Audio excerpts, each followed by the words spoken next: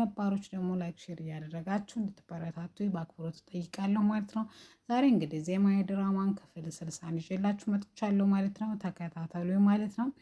ባለፈው ሳምንት ወይም 59ን እንዳቀረብኩላችሁ ያዳ ወይም ፖሊሱ ሲከታተለውና ሮጦ አምልጦ ያዳ እንደሆነ ግልጽ ሆኖ ታይቶ ነበረ። እስከ ዛሬ እንደምናውቀው ተሸፍኖ ነበረ። ማነው ሶስተኛ ወገን እያለ እየተወዛገብን ነበር። ነገር ግን ለተመልካች ግልጽ ሆኗል። ምክንያቱም ያዳ ቢሆንም ነገር ግን ብዙዎቻችንን ቢያስደነግጥም እውነታውን የመቀበል ግን ግዴታ ሆኖብን ያዳ ዜማዬንና ወይም የጓደኛውን ሞት ለመበቀል ይሄን ያህል ርቀት እንደሄደ ሁላችንም ተመልክተናል።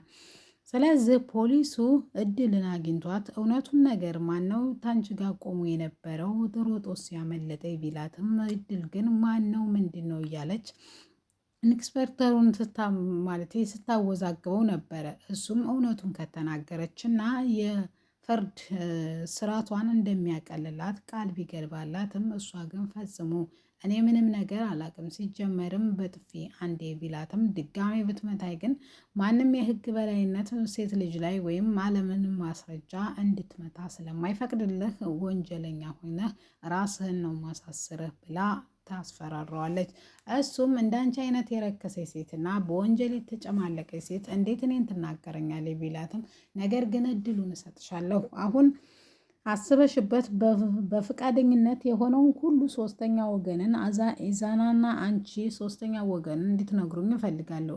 ዜማን ማን ነው እንድታግቷት እንድገሏት ያደረጋችሁ ማን ነው ሲላትም እድል ዘንበል ብላ ገና በህይወት እንዳለ ፖሊሱ የሚያውቃም ማለት ነው። ስለዚህ ያዳ እውነቱን ነበረ ዜማዬ አልሞተችም ትላለች።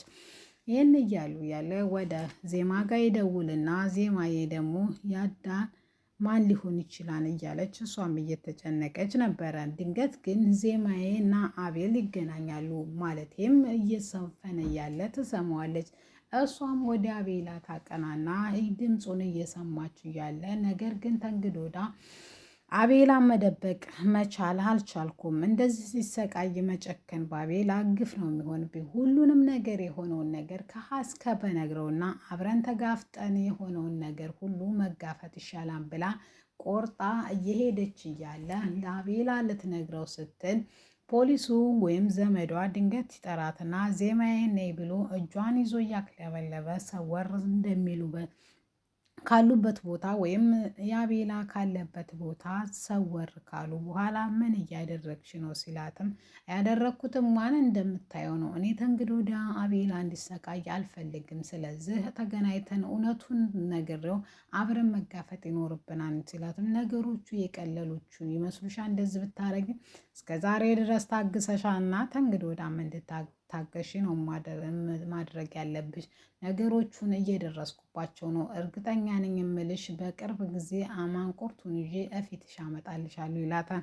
ይህ ነገር እንኳ የሚሆን አይመስለኝም። ምክንያቱም ይህ ሰው ያዳ ወይም እንትና ናቸው የምትላቸው እኔን ለመበቀል ምንም ምክንያት የላቸውም ስትለውም ያዳም በአንቺ ምክንያት ጓደኛው ስለሞተ ልዑል ደግሞ ለወንድሙ ብሎ ይህን ሊያደርግ ይችላል። ስለዚህ እነዚህ ሶስቱ ናቸው። ምክንያቱም ሲያመልጠኝ ወይም ሲሮጥ ቁመቱ በእነሱ ልክ ነው። ሲጀመር እኔ ልዑልን አልወደውም፣ እንደው እሱ ነው የሚሆነው ይላታል።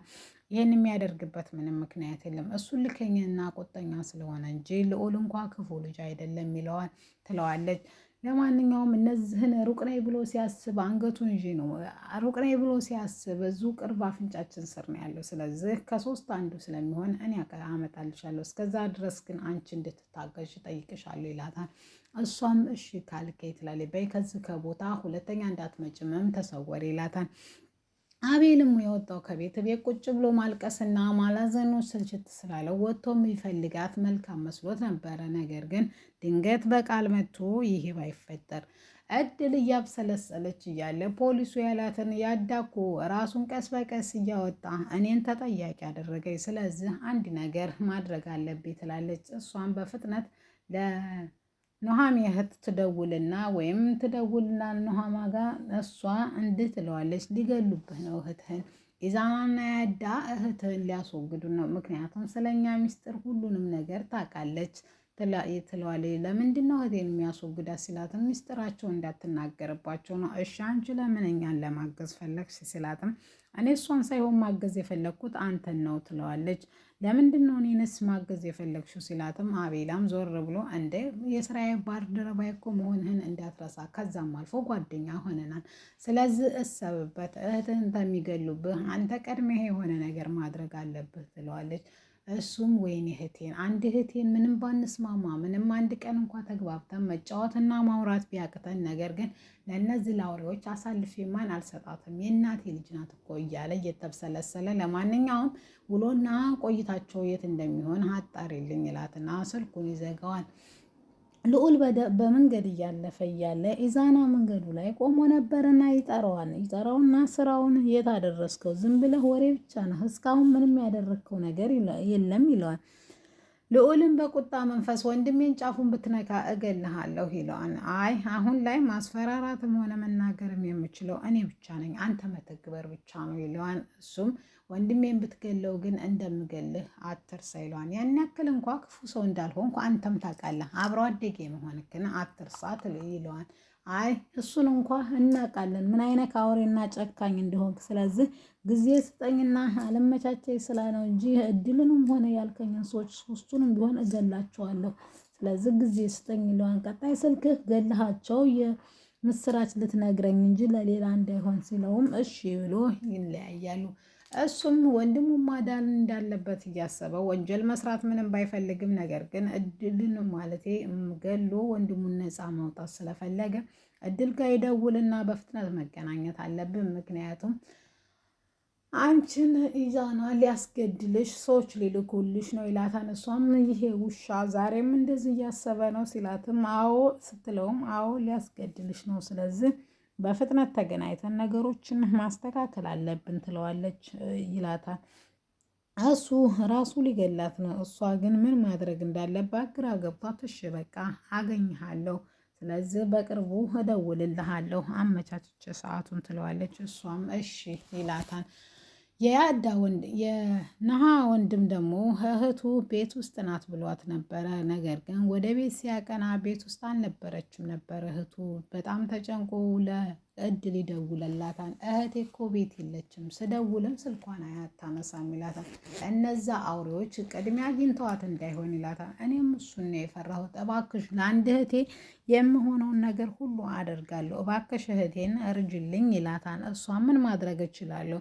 እገላችኋለሁ ሁለቱንም። ስለዚህ ከማን ለመጀመር ፈለክ ስትለውም ያዳን ነው መግደል የምፈልገው ይላታል። ተኢዛና አይሻልም ስትልም አይ ከያዳን ነው የምፈልገው ይላታል። እሷም እሺ በቃ አጣርቼ እደውልልሃለሁ ትላለች። እሷም እሰይ ጭንቀቴን ሁሉ ገላገለኝ ይሄ ትላለች። አዎ በቃ እንደዛ ከሆነ ብላ ከራሷ አግላ ነገሮችን ሁሉ ጥፋቶችን ሁሉ አቤላ ላይ ትዘፈዝፍና ነፃ የወጣች ያክል ይሰማታል። ነገር ግን ልዑል ሊገልሽ ሊያስገድልሽ ነው ሲላት በጣም ፈርታና ጨንቋታን። እሷ ምን ማድረግ እንዳለበት ግራ ገብቷታል።